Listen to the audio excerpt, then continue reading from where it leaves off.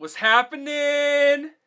Give it 1 second. We're going to make sure the data transmits. It is transmitting. We are live, everybody. Welcome to AudiblyChill. My name is Zach. I run this YouTube channel called AudiblyDumb. And this is AudiblyChill, the world's most nerdiest live music stream. I already had some caffeine earlier today, so we're going to start off with some agua.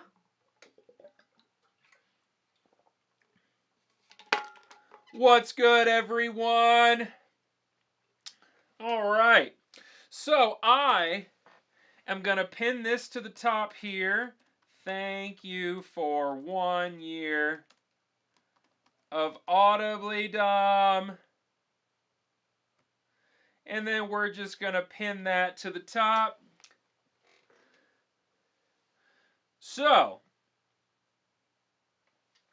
today marks 1 year of AudiblyDumb. June 7th, 2025. For reasons I can't explain to you, I uploaded a YouTube video about Minus the Bear.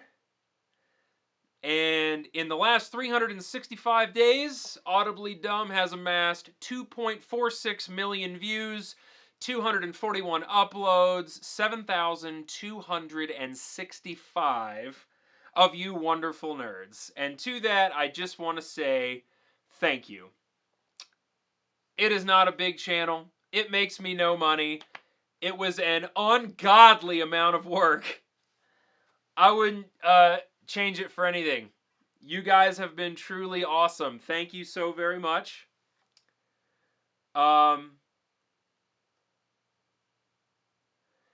Yeah, so when I was at the NAMM show, somebody bumped into me and they went, "Oh shit, are you the E-chord guy?" That was pretty sick. I don't know if being the E-chord guy is a good thing or a bad thing, but homie seemed to enjoy it. But yeah, it's been honestly like an incredible. It's been an incredible experience. I've learned so much about music. My playing has improved. What I know about gear has exploded. Learning how to record music, learning OBS, all of that stuff. Yeah, it's been a lot. But thank you guys so much for being along for the ride. That's actually fair. Being the A minor chord guy would suck. Speaking of E chord, let me go ahead and hit you guys with something real quick.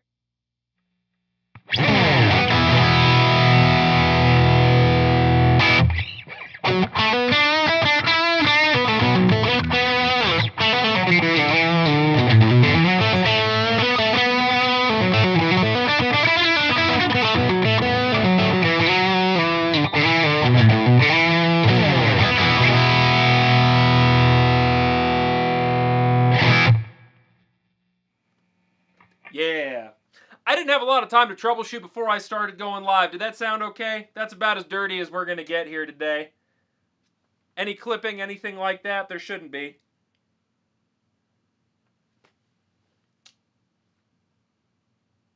Lennon doesn't ever fail. I agree 100%. Lennon's always good. Yeah, this is a new amp model I'm trying out.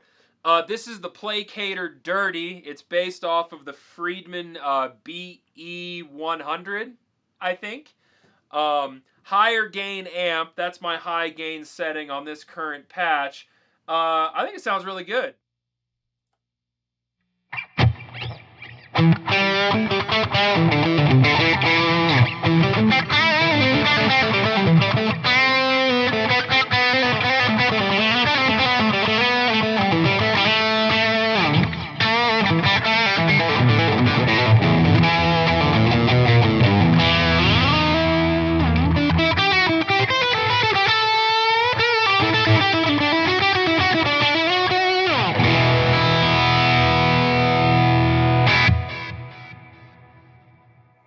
Woo! That's how you get started. Yeah, gotten a late start today. Sorry about that, everyone. some of the usuals that are, usually here, they're not present. I usually start at 10. My wife and I went to a farmer's market. So, you got to do life stuff. Now, I would like to start off today by going over a couple little adjustments I made to the rig. I am preparing this rig for shifts in the future. And here's what I mean by that. So, the Helix does a lot. It does so much stuff. The Line 6 Helix, can't recommend it enough. That being said, too many options and too many buttons, it can get in the way of your creativity. You can kind of get into a sort of hell. So the Line 6 Helix has a mode button that when you click it, it opens up this whole other palette of things that you can select. I'm never using that. Essentially what I have here, you are not hearing the tube amp in any way. The tube preamp is not being engaged on this channel. It is 4 stages of gain, and it's all digital preamp. And I'll go through that real quick.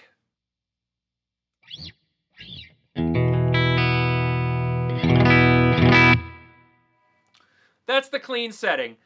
This is based on a Fender Twin Reverb. Sounds nothing like a Fender Twin Reverb, but it is a beautiful clean setting. Already has some teeth to it as well.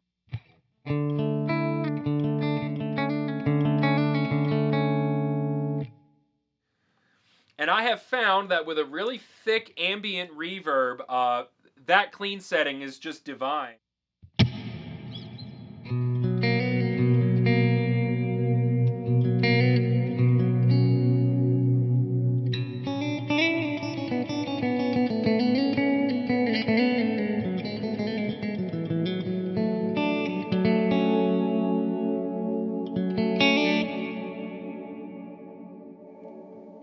Right, so pretty. I enjoy digital clean sounds a lot.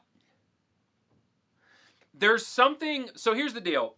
When you're playing through a tube amp, and the extension of the rig I'm going to get to in a second, a tube amp's best clean sound is when there's a little bit of dirty in it. And there's some of that present here. If I go to the bridge pickup and I really dig,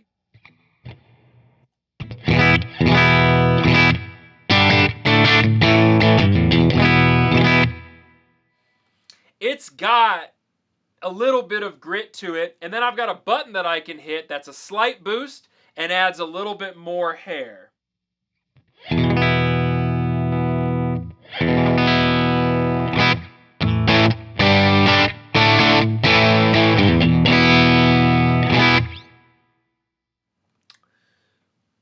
A digital clean tone is able to hit a level of like pristine that I just really enjoy. I enjoy digital clean sounds. Now that being said, straight digital dirty sounds, not so much my thing, but when you're being powered with a tube amp, a tube power section does a whole lot for that experience. So, next gain stage, right? We're gonna go from clean to the next gain stage.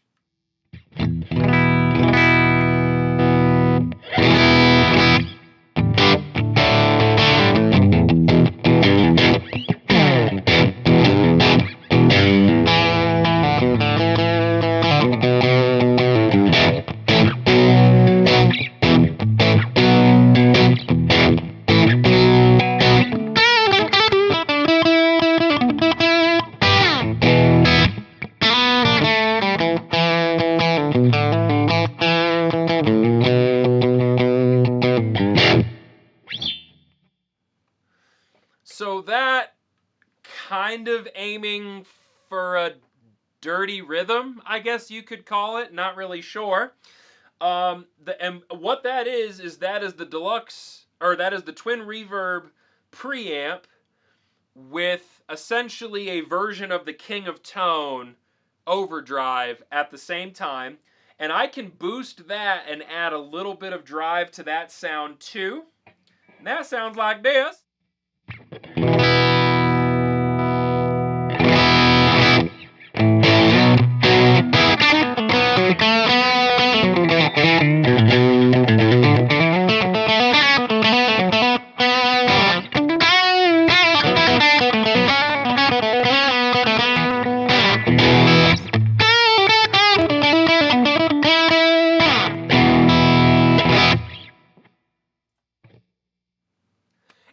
kind of a telly vibe to it. Again, that's kind of going for dirty rhythm.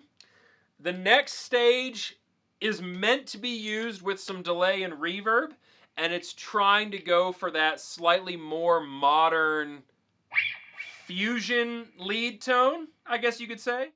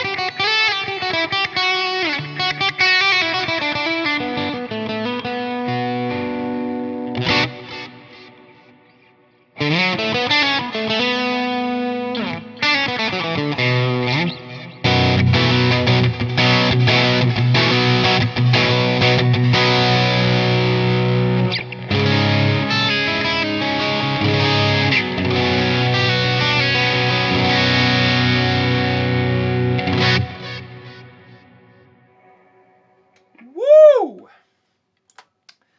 So I really enjoy that sound. It's got good crunch to it. The boost on there, it gives me a 3 dB boost. And then I've got the Timmy drive in the Helix actually taking away a little bit of the bass and adding a little bit of treble. Ayo! Welcome! You get an E chord because you're sick.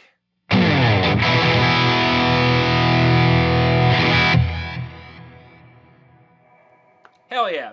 And that right there is kind of the highest gain setting. It's going for kind of super tight low end maximum saturation.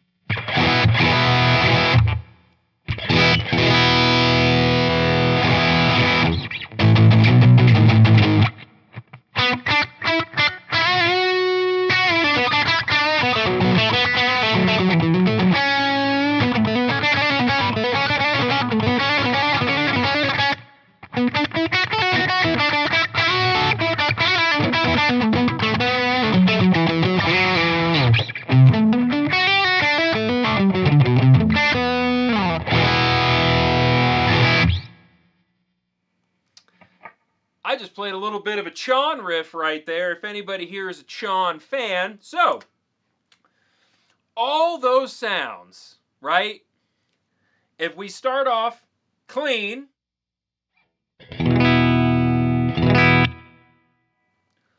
all the way up to maximum gain.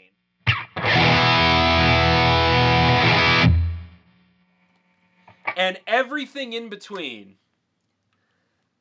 I do not have to hit the mode button. I do not have to open up a menu. I do not have to cycle through presets. None of that. It is 8 buttons, and those 8 buttons are basically cycling all of my gain stages, and then I've got some reverb and delays too. I enjoy chorus and phaser and tremolo, but I find myself that I just don't use it all that much. Delay and reverb are the two that I far and away use the most. So to take you through what reverbs and delays I've got going on, and this is really all I'm using the Helix for anymore. I like combining delay and reverb together. I think everybody should try it.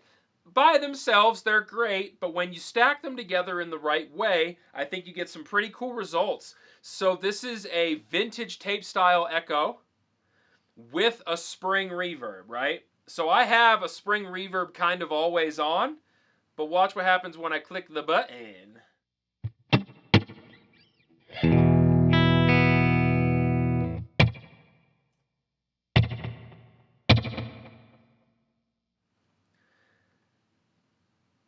It's not super long decay. I just want that splash, and then the delay kind of adds some dimension to it.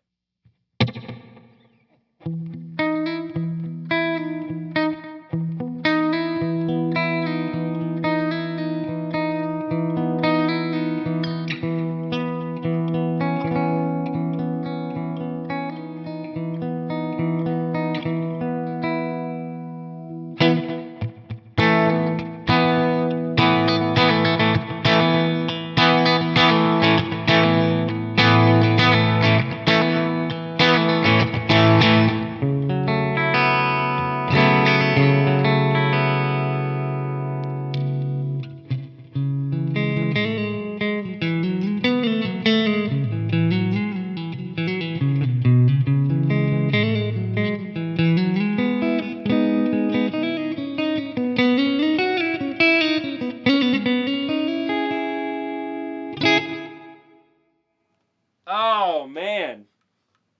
You know, I gotta tell you, I'm having more fun playing guitar now than I have in a long time. Uh, there is.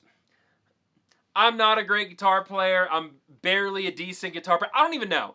But being able to not just play scales, but while you're navigating the fretboard, seeing triad shapes and chord shapes.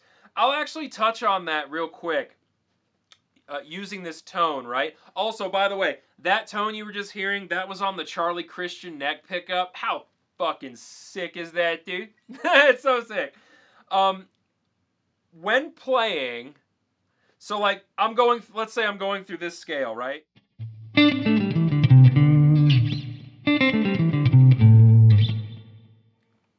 When I land on like this D note, so that would be like A minor pentatonic.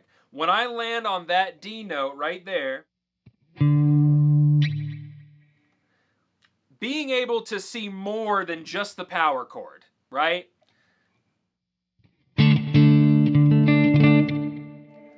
Being able to see more than that and instead go with something like, well, if I drop my pinky on that note,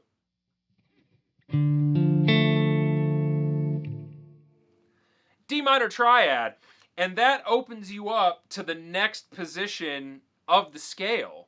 So if I was traveling through,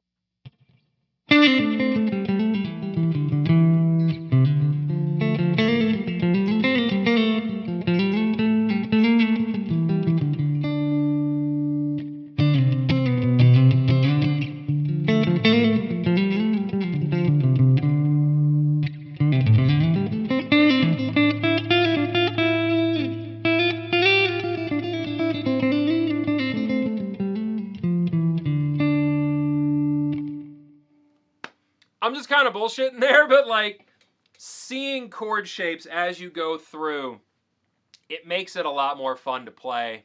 Just does. Um, yeah, something for you guys to work on if you got some time today. If you don't know your triads, try getting some triads.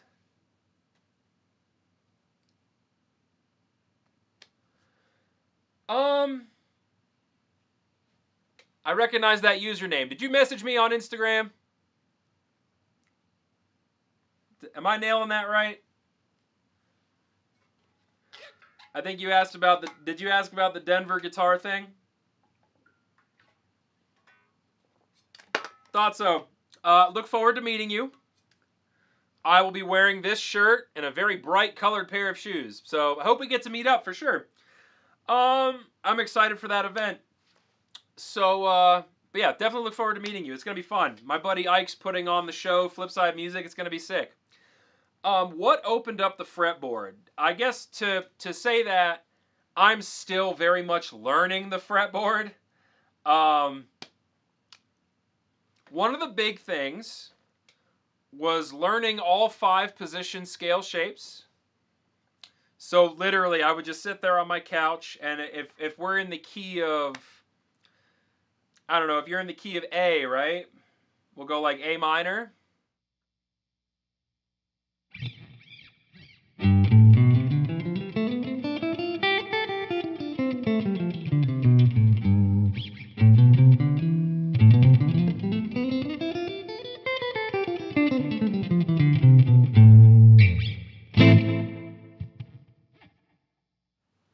Learning that in every position, it's a starting point. The more you play it, the more you stop. Like, I don't really think much about the scales anymore. I can pretty much use my ears and take a random guess and get within a fret of what will sound decent, right? But learning the full major and minor scales in all 5 positions, and then learning triads.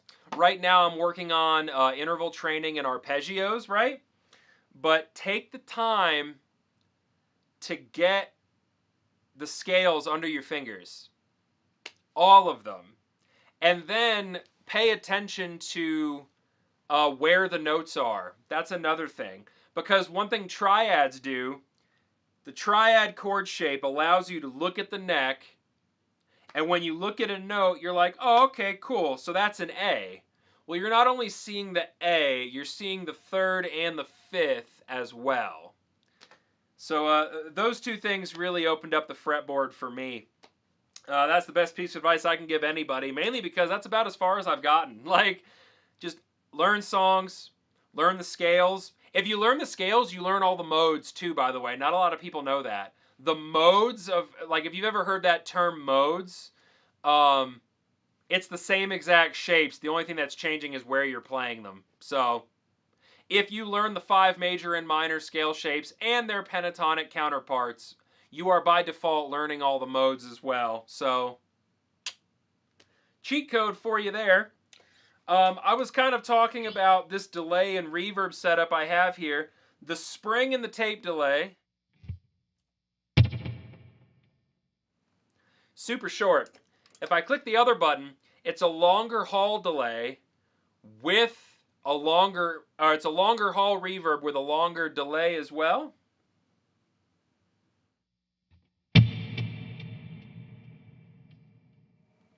And that sounds great, clean, kind of ambient.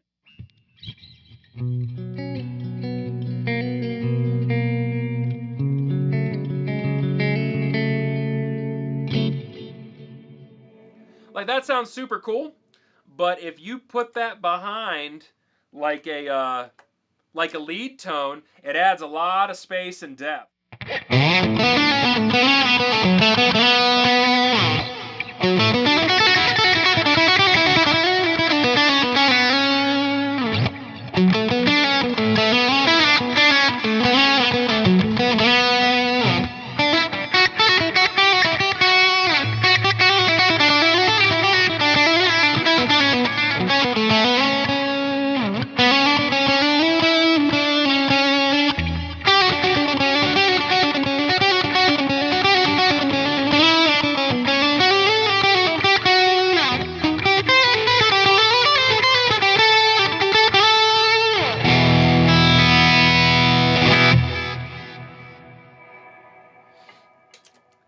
It doesn't crowd the note. If you get the mix right, you can do thicker delays and thicker reverbs, even with a distorted sound. First of all, did that sound okay? In the room here, that sounded pretty fucking sick. Like, just the sound. My playing was mid, but whatever. And I guess to dive in, because you had asked a question, like, when I'm navigating those moments, I was just kind of like, okay, at one point I played this.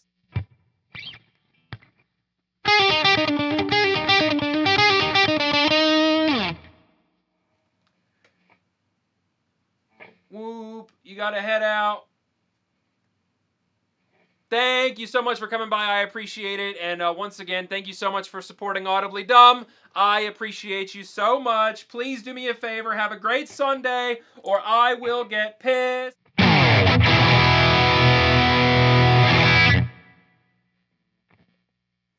Take care.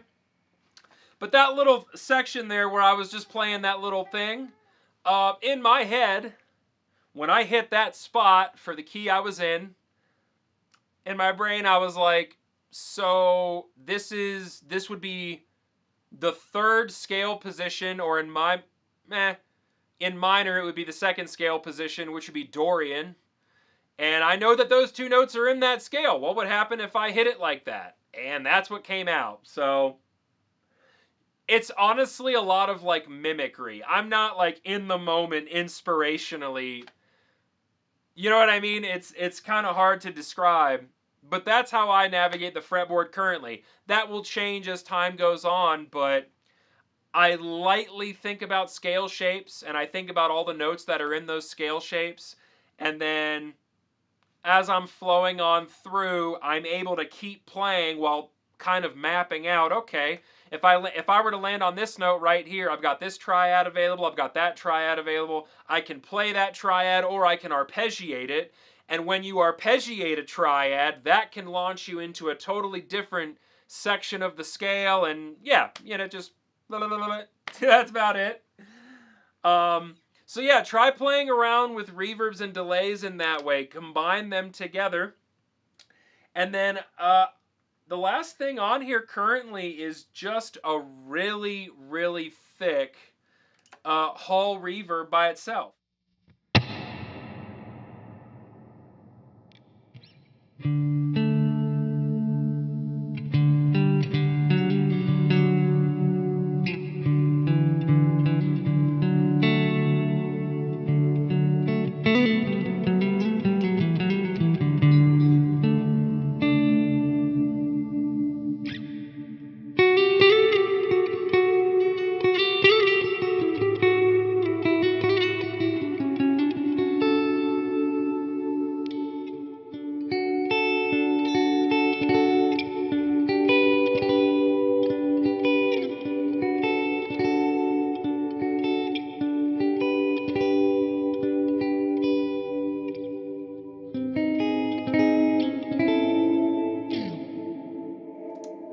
Yeah, see, I went for a chord right there, and it wasn't the right one. So, like, but yeah, super, super long delay. I have not found a delay in the Helix that works well with that, so I'm actually, yeah, it's the dynamic hall reverb inside of the Helix is so good. Honestly, a lot of what you're hearing is just duplicates of the same thing. I've got a few Timmy overdrives. There's like 80 overdrives in here. I'm only using the Timmy and then the King of Tone model. For the reverbs, it's only the 63 spring. I have two of those. And the dynamic hall reverb. Those are my favorites. That's it. So expanding this rig is going to be this. So I have this channel here, and that's all basically digital. All the preamps are digital. Those two little buttons I just hit, and now I'm in a separate setting. This is what my Friedman actually sounds like without any of the other bullshit.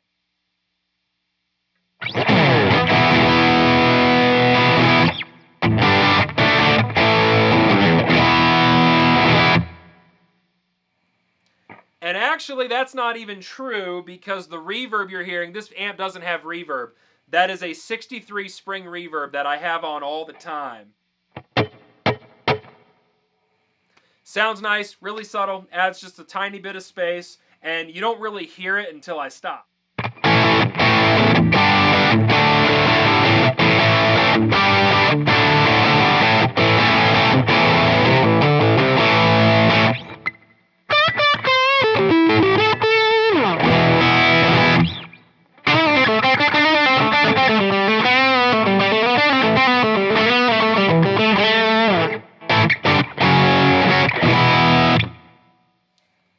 So that is the tube amp thing. This would be the equivalent gain setting on the digital side.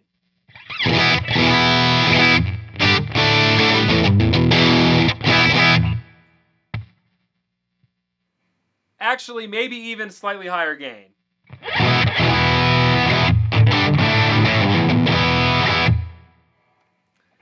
It's equivalent levels of gain, but it sounds totally different. The tube amp side, it is imperfect in the most perfect of ways, if that makes any sense at all. It's got, I wonder if anybody here in the chat has words to describe the difference. I'll play both back to back while shutting the hell up.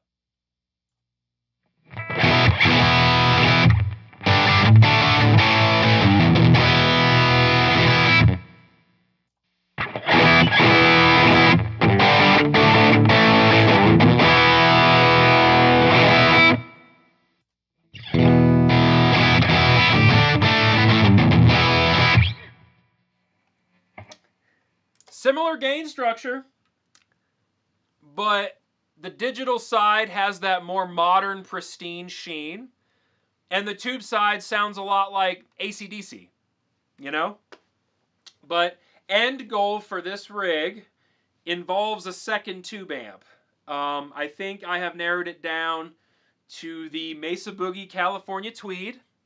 And the idea is it's this setup I just went through, but all tube. The California Tweed is going to be handling the tube clean tones, the edge of breakup, modern American, not modern American, more vintage American tweed thing, going up to mid gain, and then the Friedman is what's going to take your head off type thing. So essentially, the second channel that I switched to here, I'm only using one of the snapshots because the other three are going to be controlling an amp I don't have yet. And then both of these are actually set up to have an extension to analog pedals. So the idea is,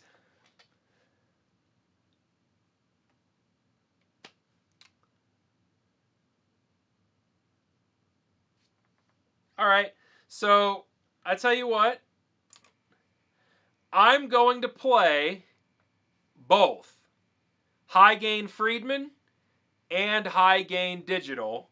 This is actually a fun experiment. You tell me which one you like more.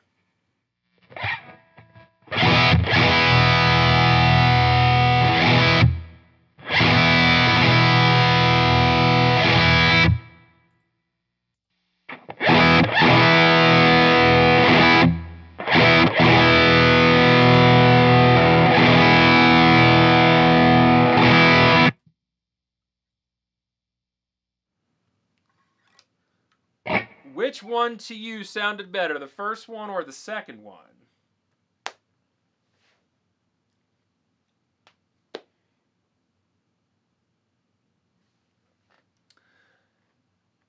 Sean, if you're still in the chat, I just saw your comment. I'm so sorry. If you're still here, you like to learn songs with riffs to learn modes and scales. It's a great method. Please understand, knowing what it's called helps. Like, a lot of people have learned songs to learn the modes and scales. It's nice to be able to pick it out. Honestly, I wish I learned more songs. It's a great way to go about it. And then, believe it or not, you preferred the first one. That is the digital preamp. Isn't that insane? The amount of people that talk shit about digital amp modeling. What you were just hearing is the digital preamp of a Friedman BE100, and you preferred the sound of that to the tube-driven preamp in the Pink Taco. That's insane. I think that says a lot. But also, I think it involves context. Like, if I was playing a cover of like an AC/DC song or something like that, in the mix in the room, you would prefer the tube preamp. That's how I feel.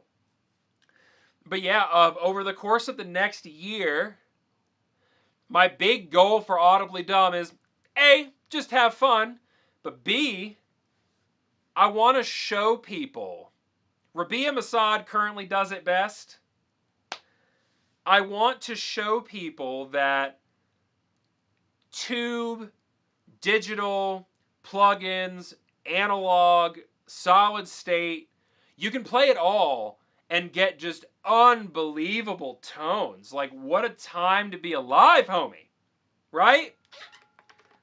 What a time to be alive. And I want to be able to show that. Oh, dude, you got the Universal Audio thing? The Dream 65? Isn't that based on a deluxe reverb or whatever? The Ruby that's based on the Vox AC30, that thing slaps, dude.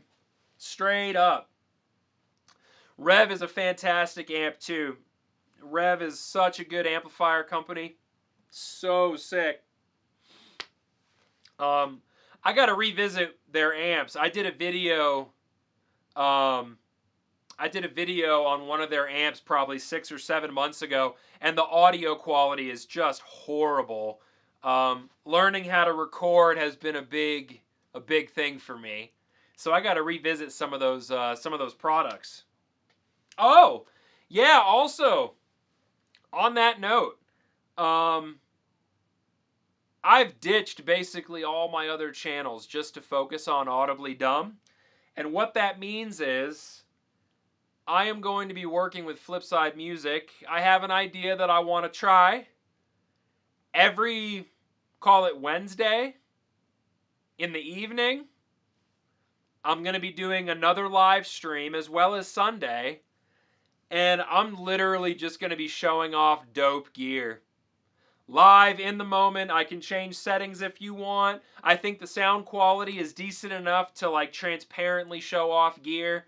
For any of you nerds out there watching, any of you recording nerds, it's nothing special.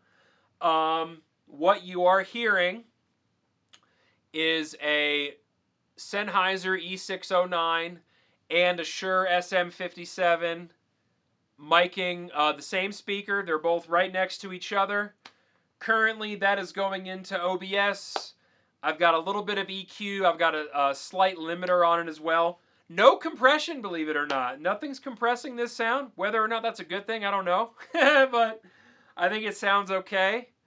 And then what you're hearing in my videos is being recorded directly into Reaper. Slight amount of compression on there, a little bit of EQ, and a little bit of limiting.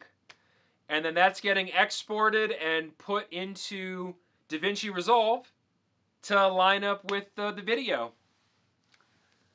So if anybody else out there is a super nerd, that's kind of how I'm getting it done. When I first started this channel, I did none of that. The microphone on the camera is what was picking up everything. I'm currently working on building my own backing tracks because in the next year of AudiblyDumb, I want to be making music, playing with other musicians, playing live. That's the ultimate goal, man. Lot of showing off gear and playing and talking about other content creators and just creating a vibe. That's the goal. Entertainment. That's the biggest thing. When you guys click on AudiblyDumb, I want you to have complete and utter confidence that it is at least partially going to be worth your time. So, to anybody who watches this that's stuck around with me for a long time, thank you. I don't even remember starting this channel. One day, I wrote down a username. I made a video about Minus the Bear, the band. That video was 365 days ago, and now we're here. So, I just, the music community, it can be so awesome. It can be very polarizing as well. But I think if we just have fun, we have a good time, learn music, get better, have fun, appreciate gear, appreciate each other. I think from that angle, it's one of the most beautiful scenes ever, right? Like when I think about playing music, I don't even know how many people are in this chat right now. Essentially no one, and that's okay. When I think about the fact that at any point in time, as musicians, we can just do something like this.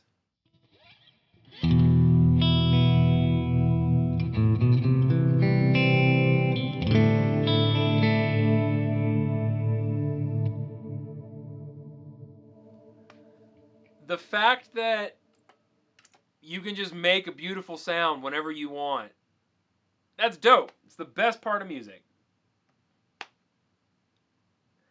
That is a funny comment, dude.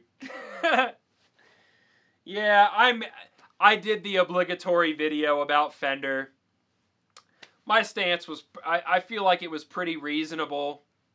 And that is like, Does Fender have a right to do what they're doing? Probably.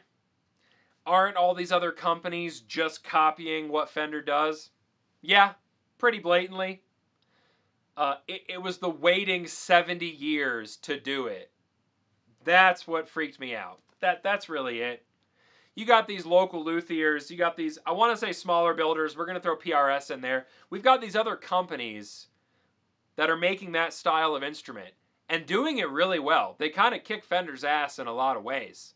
I wish that Fender's response was to just build better guitars instead of doing what they're doing. But should they be doing what they're doing? It makes a ton of sense. I don't totally hate on it. I understand. But listen, everybody, and by everybody, I mean this wonderful gentleman.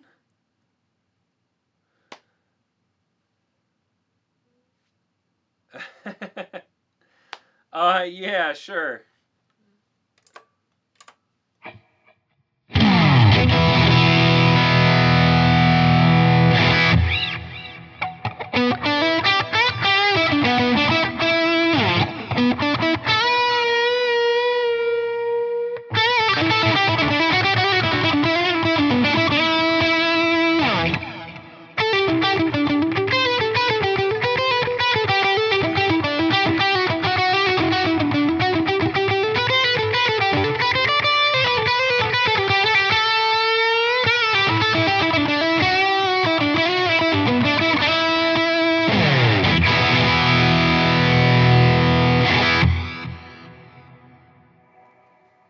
Whoop whoop! That was more than just an E-chord. Appreciate it. That is the power of the almighty Line 6 Helix and Friedman amplification. Yeah, I've been going for about 45 minutes or so. Usually I go for a little longer, but I start my new job tomorrow. I got some like HR onboarding thing I got to go through. And I got some beautiful content to make for you wonderful nerds. I really hope you enjoy this next coming week. My guess is I'm going to live stream on Wednesday. And again, the whole goal is just have some cool gear to show off and have a good time. So,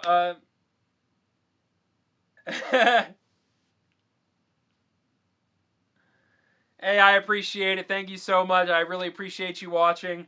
There's going to be 3 more shorts this week, and I'm going to try to get 2 long forms out as well. Hopefully, I'll see you next Sunday or on Wednesday. Glad I could help with your laundry. Sir, I will be meeting you this coming weekend at the Gear Fest. I'm excited. I'm going to send you guys out with the most tasteful of E-chords.